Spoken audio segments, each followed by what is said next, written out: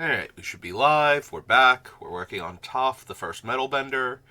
Here she is in case you need a reminder of how she works. And we are at 79 cards. We need 19 more cuts before she's done.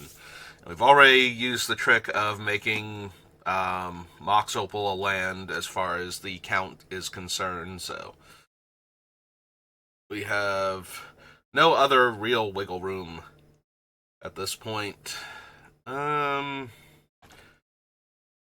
Did I ever do the sublist for like spot removal? I feel like I did. Yep, there it is. The swords, R shards, Path to Exile, Spine, Beast Within, Mightstone, Weakstone, Ugin, Meteor Golem, Force of Vigor, Darksteel Mutation, Unexplained Absence, and Canoptic Tomb Sentinel.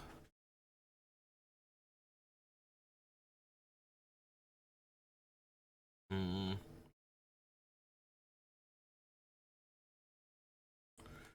1, 2, 3, 4, 5, 6, 7, 8, 9, 10, 11, 12.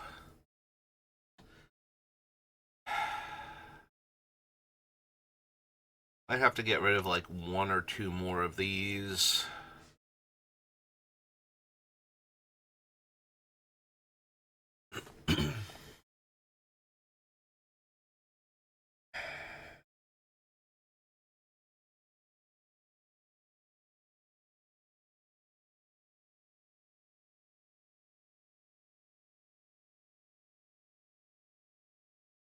Honestly, my first thought when trying to get rid of cards from down here is Darksteel Mutation, because I don't personally run that card very often. I know a lot of people do, and I know the reasons why. And I always feel like I should be running cards like this more often, like this one and um oh god, what's the one that was originally in Arabian Nights and it took them forever to reprint it? Um it's Oubliette. Um yeah, I feel like I should run those more often than I do because of their ability to deal with problematic commanders. But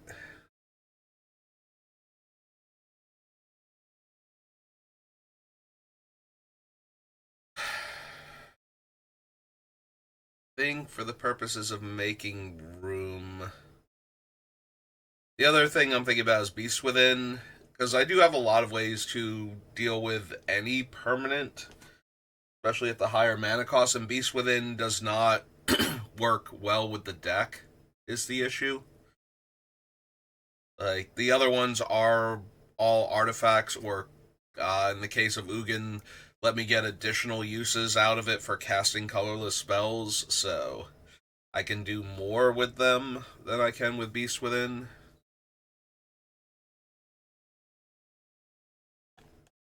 If I want to get it down to like 10 strong pieces of interaction, I think I need to get rid of these two.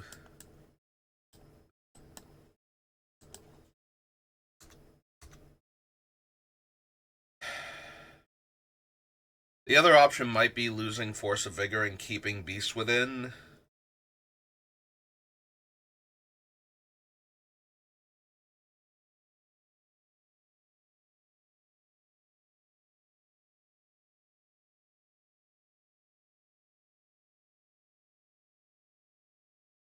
Is that better?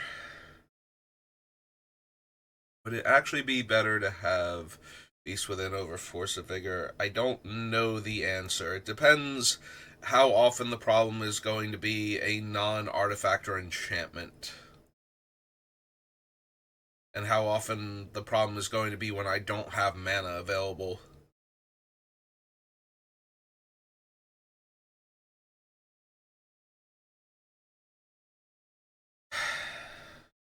What's my actual green card count? How often can I cast Force of Vigor without mana available?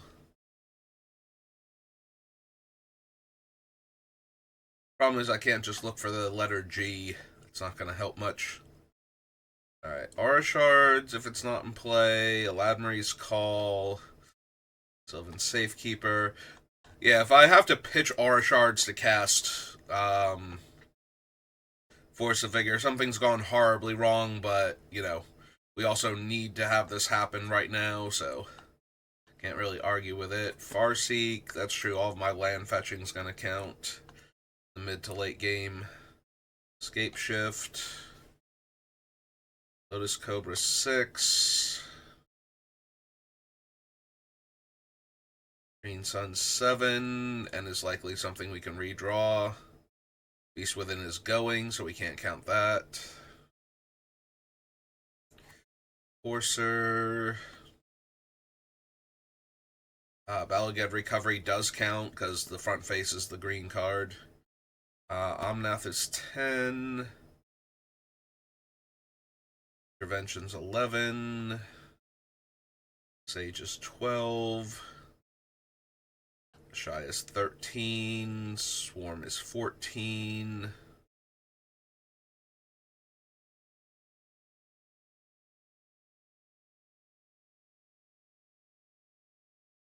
This is 15.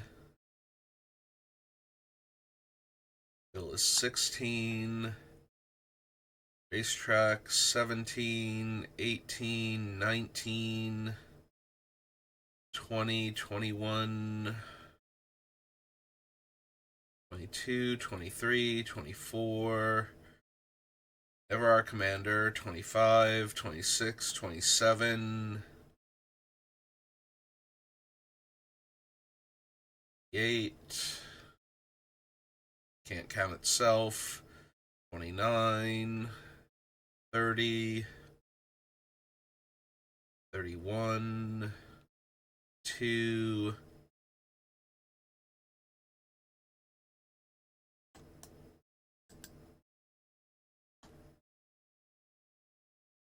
3.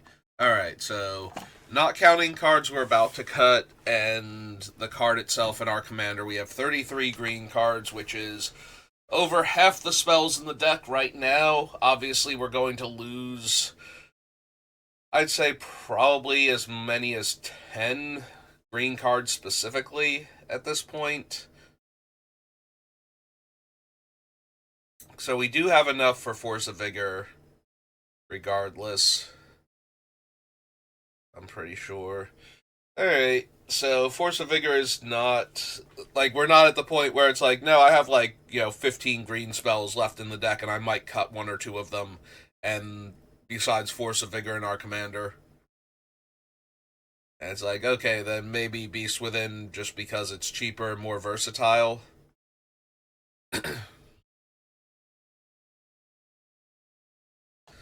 Alright, so get rid of Darksteel.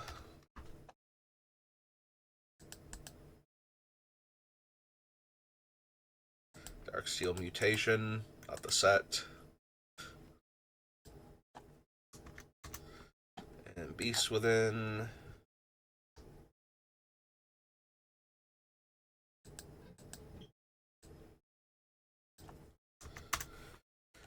Alright. A little lighter on removal, but brings us down to 77.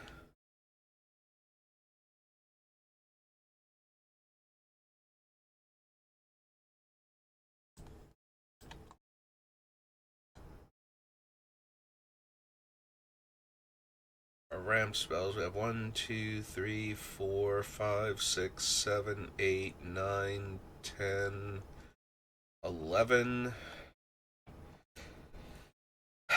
I might legitimately cut Metal Worker.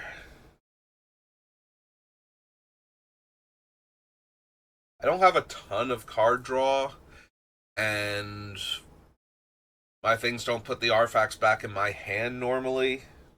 So I could see Metal Worker being the cut. It's incredibly strong when you get it down early and have a grip full of artifacts, which this deck is certainly capable of. But we also have half the spells in the deck are green spells right now. And of those green spells, probably 5 of them are artifacts. It's like Chocobo Racetrack is an artifact. I'm trying to think what the green artifacts actually are, if there are even that many. So yeah, this might be getting rid of Metalworker then.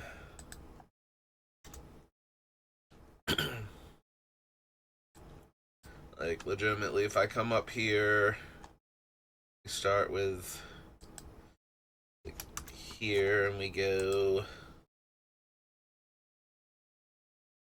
This I have 81, but that's a whole bunch of other things, including the parts up above and the things where I have them in two sections. So 1, 2, that doesn't count. 3, 4, 5, 6, 7, 8, 9, 10, 11, 12, 13, 14, 15, 16, 17, 18, 19,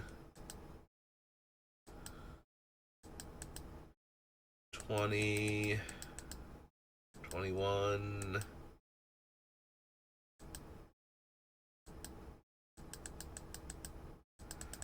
all the earth bending, 22, 23, 24, 25, 26. So yeah, there are actually 26 artifacts currently on the list, which is still really good for him, honestly. But if I keep him, what am I getting rid of? Because we do ramp with all of our other things too, and we also, like, some of these benefit from turning the artifacts into land, so that way they trigger landfall for the extra mana. So, like, Lotus Cobra, Nisa, and Tireless Provisioner.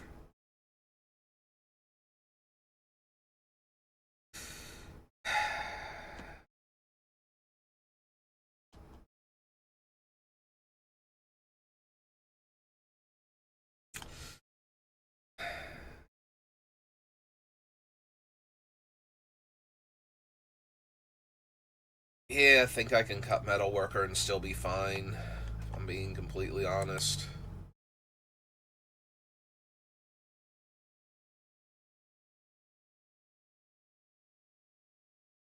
Alright, let's get rid of Metalworker then.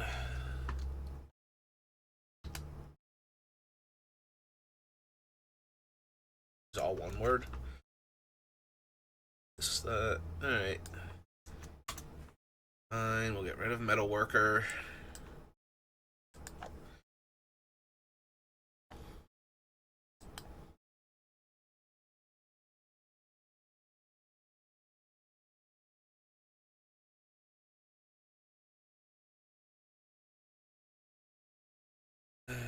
Cataclysm.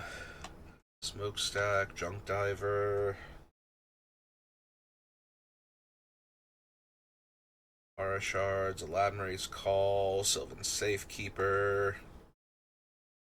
Mindslaver, O-Stone, Arcbound.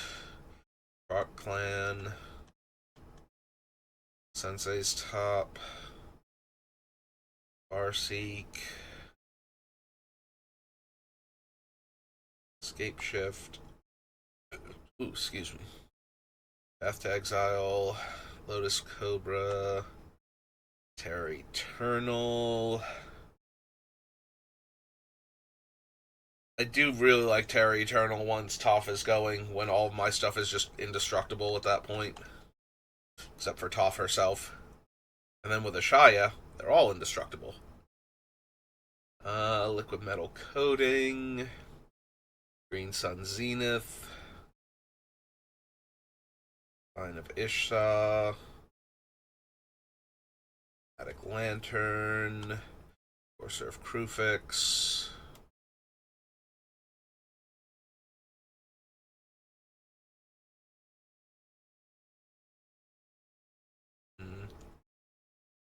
Nexus is definitely staying. Nath Locus of Rage.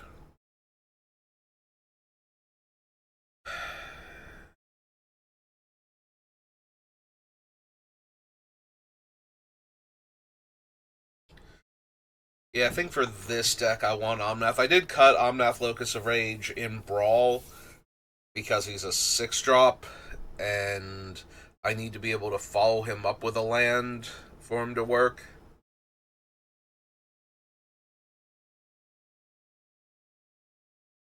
Whereas in Commander, it's still the same thing, but I feel like I'm going to be able to do that a bit more consistently. Like, we're going to live long enough to get to 7 mana to cast him and then play our 8th mana immediately thereafter to get at least one trigger, and then have 2 elementals in play that can die to ping for 3.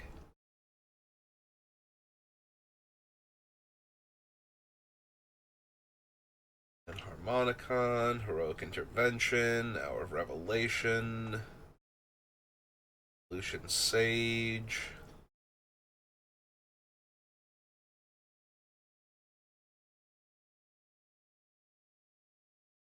Shia, Scoot Swarm. I really don't want to cut Teleportation Circle. The Hero's Resolve is the better one, but at the same time, I really don't want to lose that. Also not thrilled about the idea of losing Brilliant Restoration, even though it's 7 mana.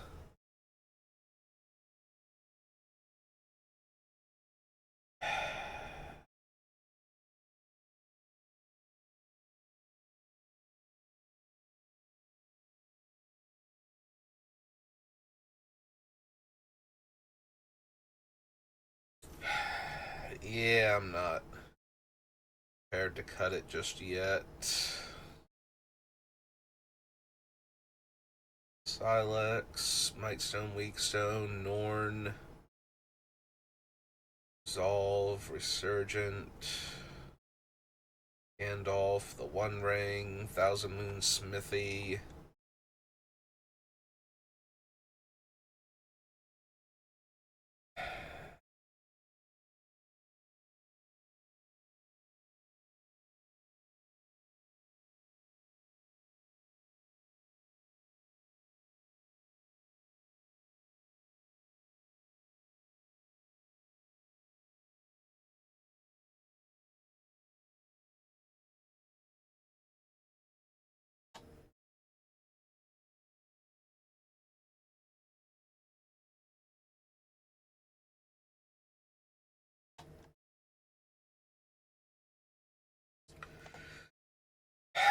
It might be weapon manufacturing still, despite what we can do with it.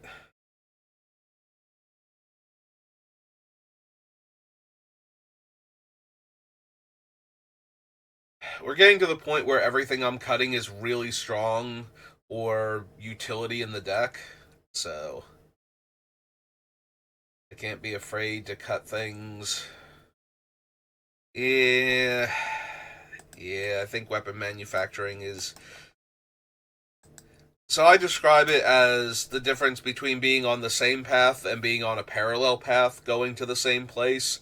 And weapon manufacturing, because it's making artifact tokens that I then have to get rid of, is one of those ones where it's like, yes, it's technically heading towards the same goal, but it's getting there a slightly different way, and I'd rather have the deck be focused. There are other decks for weapon manufacturing. This doesn't have to be one of them.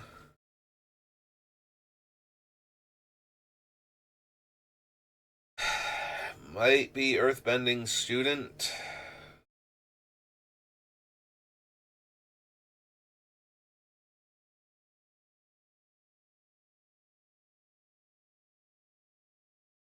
Still technically could be Toph, Greatest Metalbender, or Greatest Earthbender rather. Um,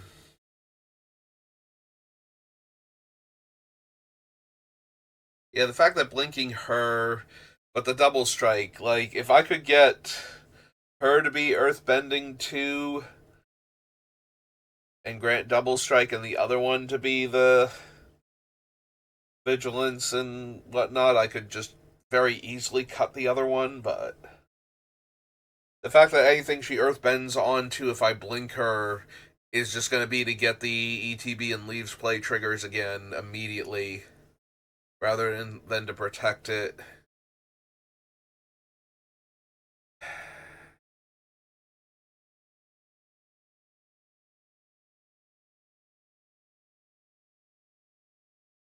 Honestly, her and the student are the two weakest earthbenders I still have on the list, though. And I need to make room.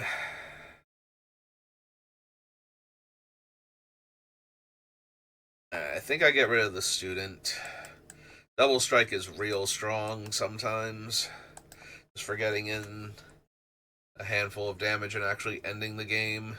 And the idea that with Ashaya all of my stuff can be Double Strike is very tempting.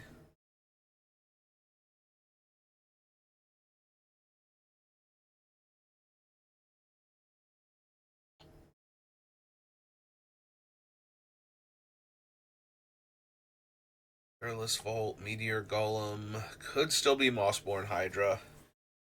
Out of all of the landfall triggers cards, the Hydra is potentially the weakest.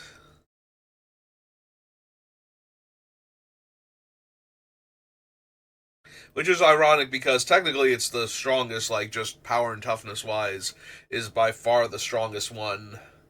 But as far as it's just a big dumb creature with trample, which is really nice. If it did not innately have trample, I'd have already cut it.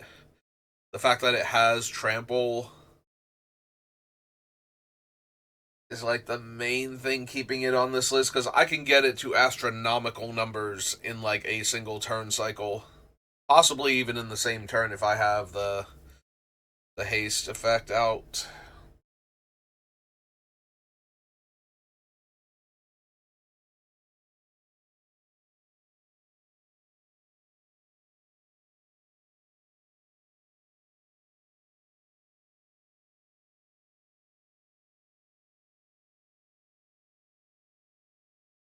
I'm probably gonna wind up cutting it, but it's gonna be when I'm down into the 60s. I think.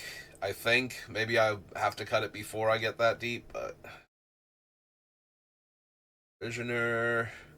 Really want to keep Springheart and Antuco for multiple reasons. One, being able to copy a lot of my stuff is pretty insane, and also the Nantuku as an enchantment can be hiding on something, so that way when the Wrath is done clearing out everything, the Nantuku's still in play and can keep making the 1/1 tokens at least, like a bad Scoot Swarm.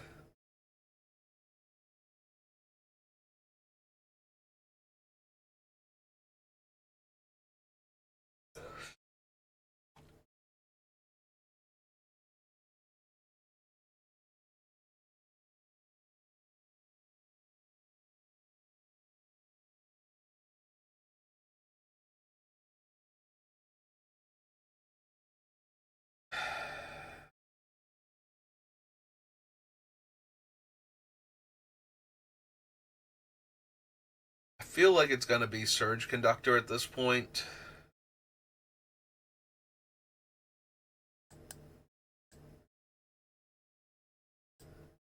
I keep going back and forth between whether or not it should be Surge Conductor or Evolution Sage, and I think it's Surge Conductor because it doesn't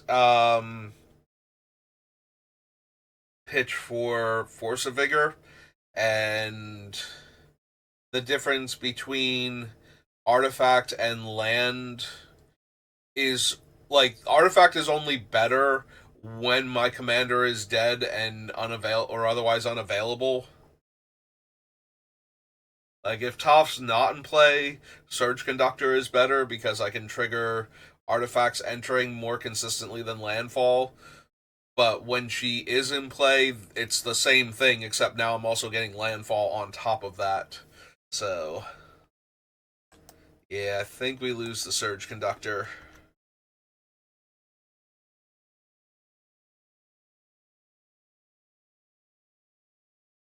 Scythe Cat Cub stays, so 3 more. This is down to 73. Can I get 4 more cuts? I hope so. I am slowing down pretty dramatically, though, as far as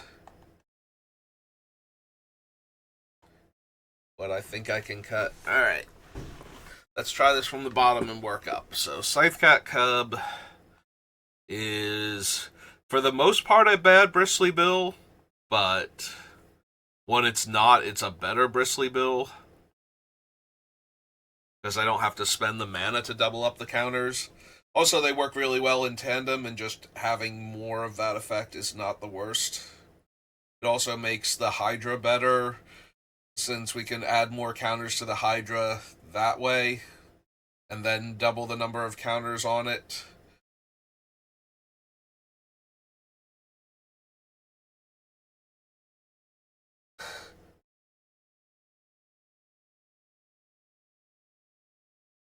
Alright, Tomb Sentinel is one of our better removal spells. Edgar is a bad Emery, and we can't run Emery, so I probably would run Emery if I could. I run a lot of other things if I had access to blue here with all the artifact shenanigans, but so it goes. Unexplained Absence, Uncivil Unrest.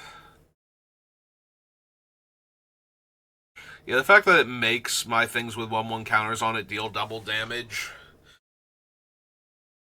is already pretty good. The fact that I can also give haste to my things that are coming in as creatures is super helpful, so collecting swap, flawless maneuver.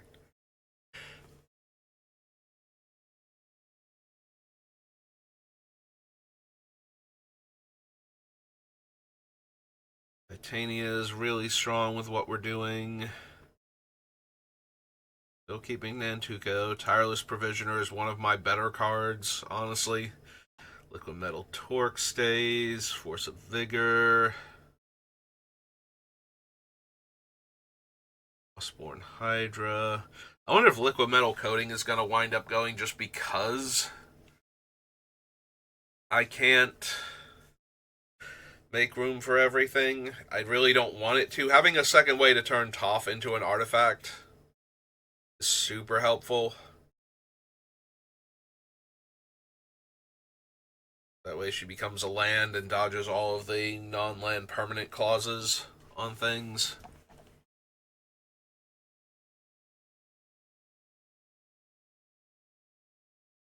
Mossborn Hydra. Meteor Golem. Yeah, still not prepared to cut Mossborn. Like I said, I think I'm going to have to get down into the 60s.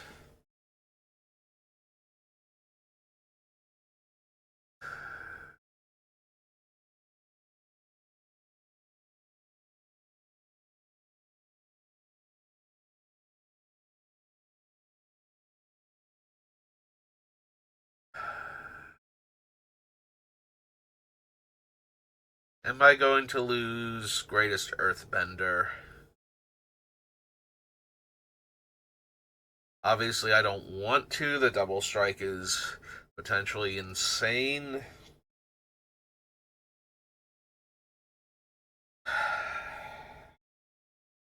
She is really bad at actual earthbending, though, once I've cast her. Like, blinking her does not help anything.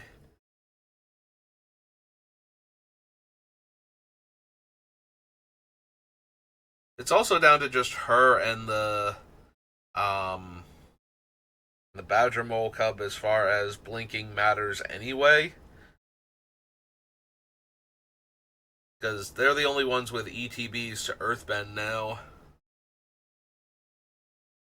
Earthbending Master does it on attacks, and Hard-Headed Teacher does it on casting spells.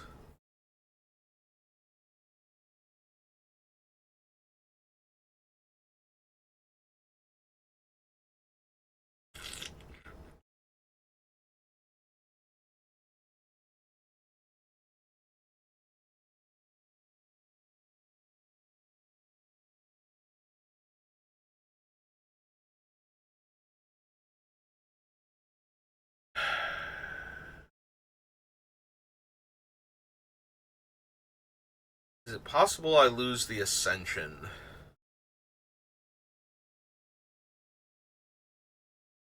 The Ascension takes 4 landfall triggers to get going. After that point, it's landfall, put a 1/1 counter on my creature, and that creature gains trample until end of turn. It does Earthbend on ETB, and it does fetch me a land, which are both super helpful. So technically it needs 3 lands to enter, because it's always going to get the first one just by casting it. I need to have 3 other lands enter the battlefield before it does anything.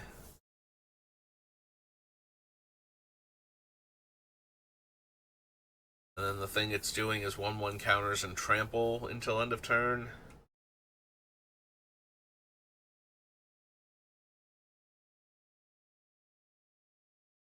Hmm.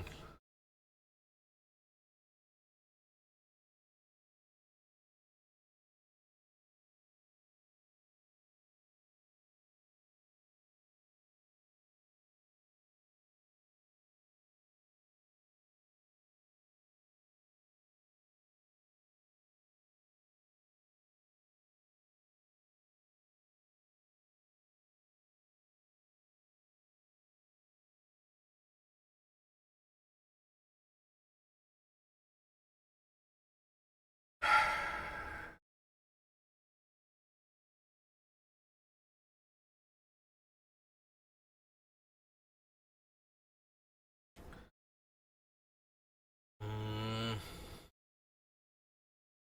I feel like we're going to have to lose at least one more of the earthbending cards, but I don't know which one yet.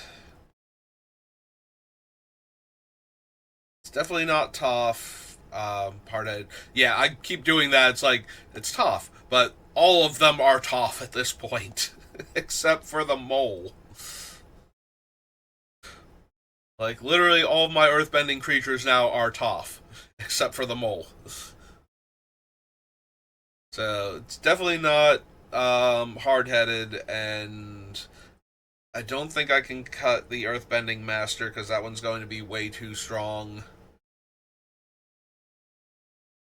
And also, the repeatable nature of the effect built in is helpful.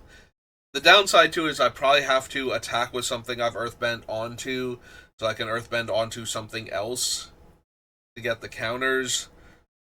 But I might have throwaway creatures that I can attack into without worrying if they die that aren't coming back. Maybe. Possibly.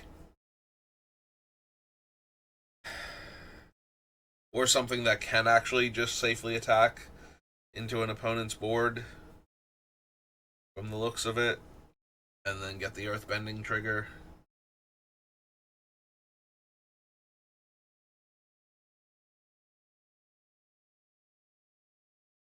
Either way, I should be relatively fine. It also helps if the thing I'm attacking into them with that's got the earthbending already on it is something they don't want to have die and come back. So they'll just let it through, and then I get to earthbend onto something else. Like, that's a very real possibility when, like, Canoptic Tomb Sentinel is the thing I've earthbent onto and it's attacking, and they're just like, you know what, I'm just going to take 2. I don't need that thing to die and come back and kill a thing and then just get the counters again end of turn anyway.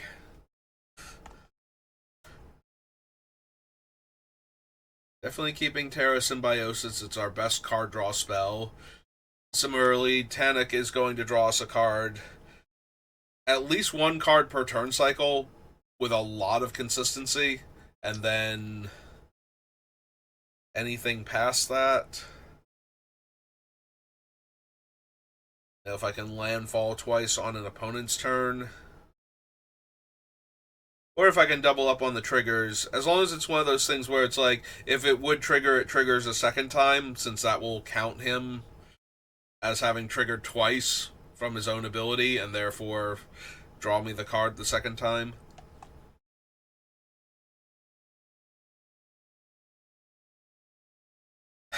Could be Gladio. He's another one that I don't run in Brawl Toph, but that's because he's so expensive that by the time you get up there, then you have to. Well, he'll follow it up with a landfall drop, definitely, but.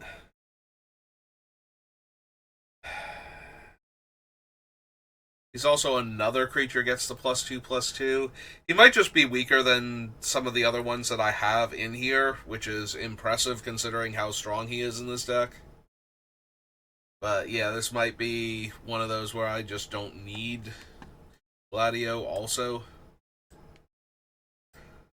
I can kind of see that one. It's disappointing, but I would rather be making the bodies than buffing the bodies. Because if I'm making the bodies, eventually I'll go wide around people.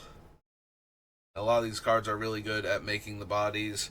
And the ones that grow them permanently that we're keeping and are cheaper than him, but also don't fetch a land. Unless it's Earthbending Ascension, in which case it will fetch the land and will grow them permanently and still give them trample. So, yeah, I think we can lose Gladio. Sorry, Gladi.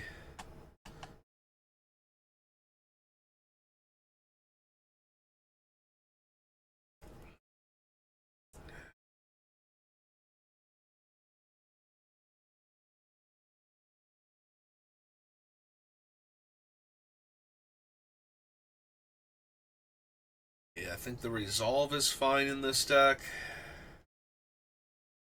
Because there are a lot of things I do not mind leaving and coming back. And also, they can leave and come back and be fine because then the opponents can't just wrath my board and kill them all. So it lets my things dodge sorcery speed removal.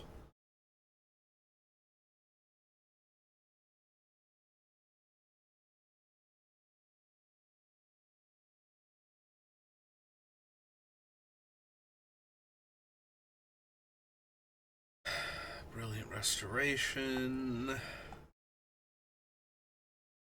is kind of on the short list. It's nice to have a way to rebuy my destroyed board state if I lost a bunch of things, but a lot of my stuff is immune to that sort of thing anyway, or I got Armageddoned, in which case casting a 7-drop is really, really difficult.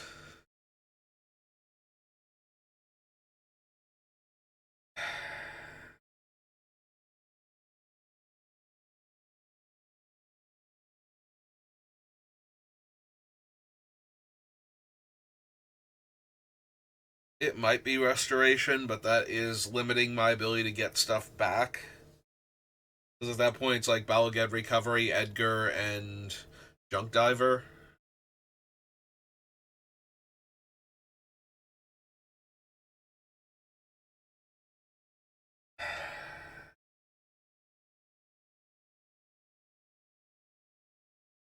Is a 7-mana quad white sorcery.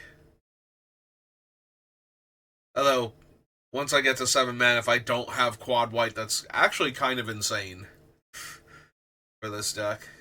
For most of the decks that I build, honestly. Once I start getting up into that kind of mana, the idea that I don't have access to like 4 mana of each of my 3 colors across 7 lands is actually a bit surprising. It's not impossible, but it feels like things have gone a little bit sideways if I actually cannot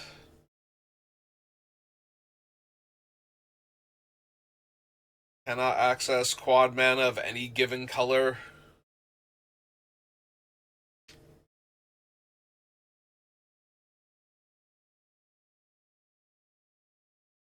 It requires a handful of basics in play, is what happened. And none of them are planes.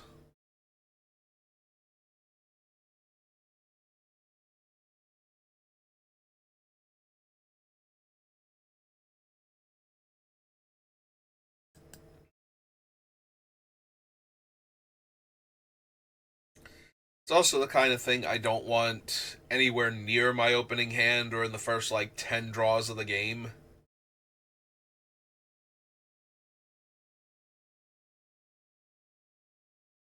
but then I have to find it later on, and I don't really tutor for this thing when it would actually be helpful to have it.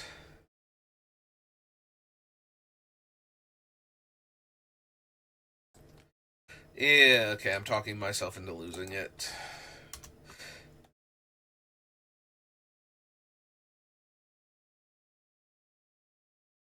Uh, Brownie Man. Hello. We're working on the Commander build right now. I do have a Brawl version of Toph built already. Back when they did the Brawl Builder challenge, since I was working on her as the Commander, I usually tend to do that. Um, where I build the Brawl version of the deck to play for the midweek Magic event. But yeah, we're working on the Commander version of her now.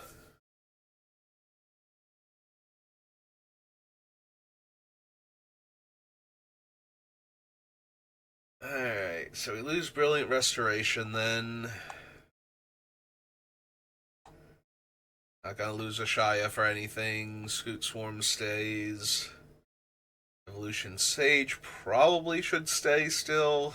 Like, all of my things get 1/1 counters eventually. So I do want to keep that. Out of Revelation stays. Intervention. Yeah, I don't want to cut Intervention. We already cut Teferi's and um, the Earthbending card, so I do not want to lose Intervention also. Lucas of Rage stays. Nexus definitely stays. Courser.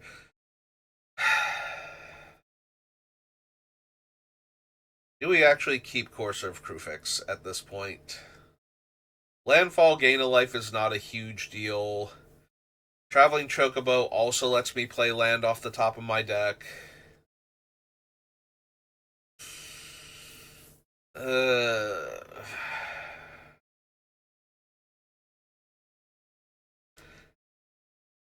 yeah, if I'm being completely honest, I don't think we need the life gain. I think Courser has been kind of coasting on the mentality of it's Courser of Krufix and I'm playing a landfall deck. Of course, I want it in the deck. But I think Traveling Chocobo is definitely the superior one in this deck. Doubling up on landfall triggers is way more powerful than gaining a life here. It can't be tutored with by Imperial Recruiter, but actually, did we lose Imperial Recruiter? Didn't we have that argument? Recruiter versus Green Sun Zenith, and Green Sun just crushed it. So yeah, it doesn't even matter that Imperial can't get it because I don't think it's on the list anymore. Okay, so we lose Courser. Chromatic Lantern stays. Spine of Ishtar stays for right now. Green Sun Zenith. Metal Coating. Do want to keep Terra Eternal. Ideally, I want to keep Terra Eternal because nobody else is, in theory, going to benefit from it the way I will. Like, yes, their lands are now indestructible, but that's okay. My lands are way better.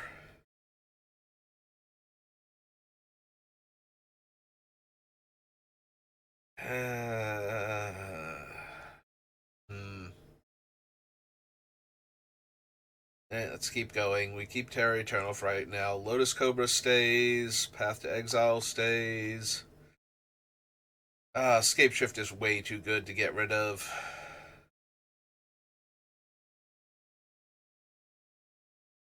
Way too many landfall triggers. That's kind of the whole point of the deck. Farseek, Sensei's top. Our Clan Ironworks isn't going anywhere. Neither is Ravager. Bluestone stays. There's a world where I cut Mindslaver, and I'm not thrilled by that, but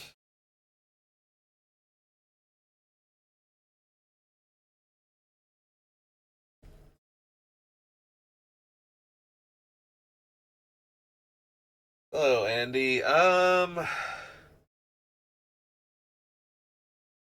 Now you're making me blank on Locus of Create, like, which one out of the two of them Locus of Creation is, if it's the 4-color or the 3-color one.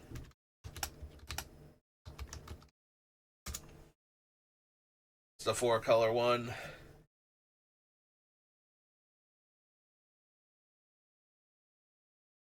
Oh, that's the one I stay with, because that one's got all of the cool abilities.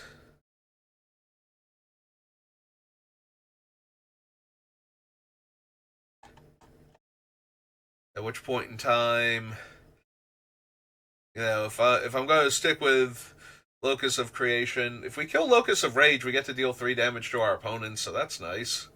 But honestly, Locus of Mana is probably the weakest one at that point, because if you're not going to stick with him, then the extra mana from the upwelling isn't helping, so just hanging out with him the one time isn't going to help.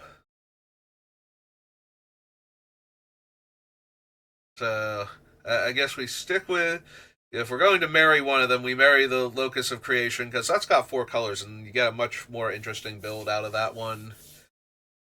Um, just hang out with the Locus of Rage the one time, get us some tokens, and yeah, we just kill off the 1/1.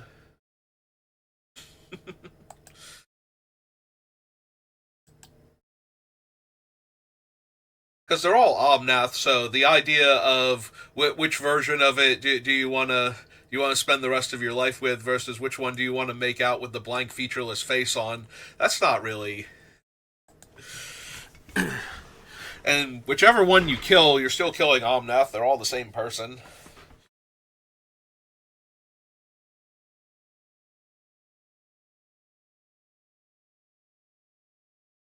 It's like which iterate, like, where in his life cycle do you want to spend the most time with him is the question. And I think at that point, Locus of Creation has the most going on for it.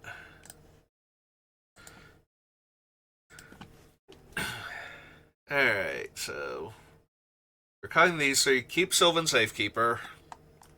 So that way I can sacrifice my lands whenever I want to. Ladmery's Call stays. Arshard's definitely stays. We're not getting rid of Junk Diver. We just killed Brilliant Restoration, so keeping the smokestack, because I do love me some stacks. Cataclysm stays. Enlightened Tutor. Zoran Orb. Nature's Lore. Alright, we're back at the top of the list again. So we cut these 3. That brings us down below 70. That brings us to 70. Alright. Oh, budget is not a concern for me. I own every single card, so budget is infinite. The question is, how much fun can I have building Toph?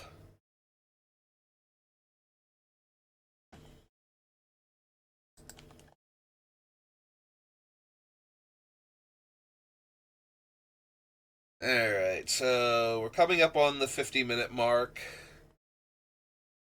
So we want to cut one more card, so that way we cut 10 cards today, and then next time we should be able to finish her, in theory. Practical application, who knows? Alright, what is the worst card still on the list?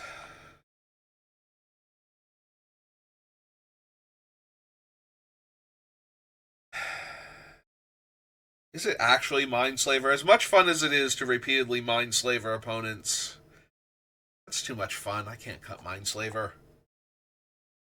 Infinitely recurring Mindslaver is like one of my favorite things.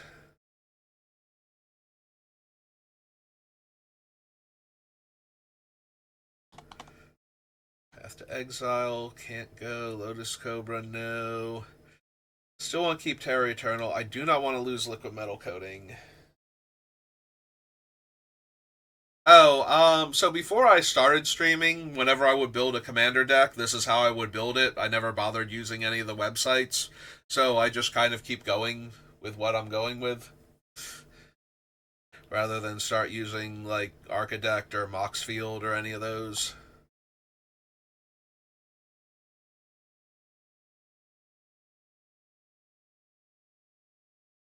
Not cutting Ugin's Nexus. Cutting Spine. See, this is how Chromatic Lantern wound up getting cut from Brawl Toph. Don't want to lose Locus of Rage. Hours staying. It could be Evolution Sage. Despite all of the 1-1 counter synergies, like, it's worse than Bristly Bill and Scythecat Cub and costs more mana than them. And we already cut the other one that's also like this. And the things already need 1-1 counters on them.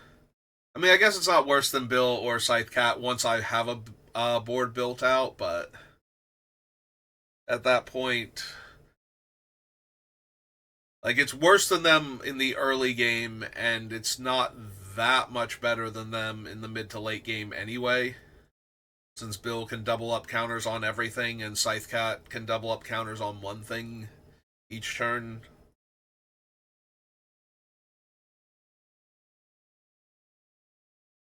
Yeah, okay, I'm talking myself into it.